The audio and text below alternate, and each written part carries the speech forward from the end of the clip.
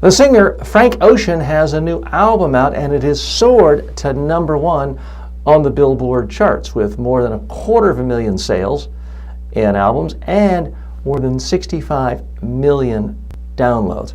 What's the significance of this? This is apparently the first time someone has done this without any major label, major distributor, major media company of sorts. He simply made his album, he released it right into iTunes, and it started selling.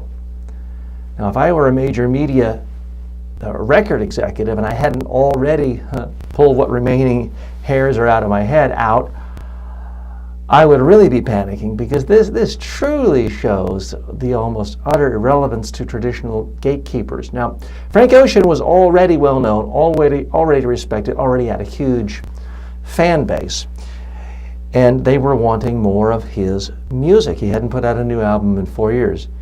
Now, he had a record label, Def Jam, but he was only obligated to give them a video. He gave them a video, it wasn't even for sale, and then released the audio on his own. Why is this significant to those of us who are not musicians?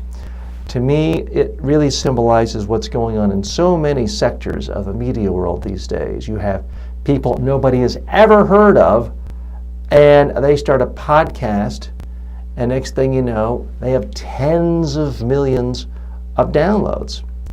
The people over at The Art of Charm, Jordan Harbinger is one of those. Now, he's been at it for a decade, but somebody not famous like Tim Ferriss, not already a New Yorker, big-time bestseller like Malcolm Gladwell. Those two also have wildly successful podcasts.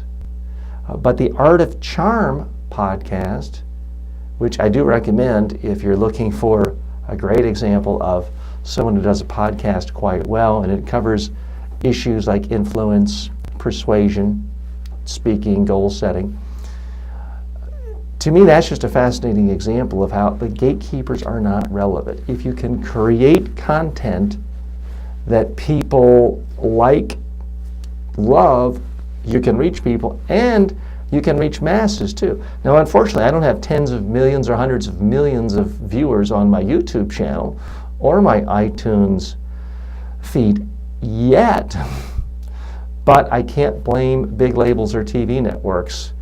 These days, if you're not building an audience, and it doesn't have to be an audience of millions, if you don't build an audience you care about, quite often it's just a function of a little more time and a little more work and a lot more quality.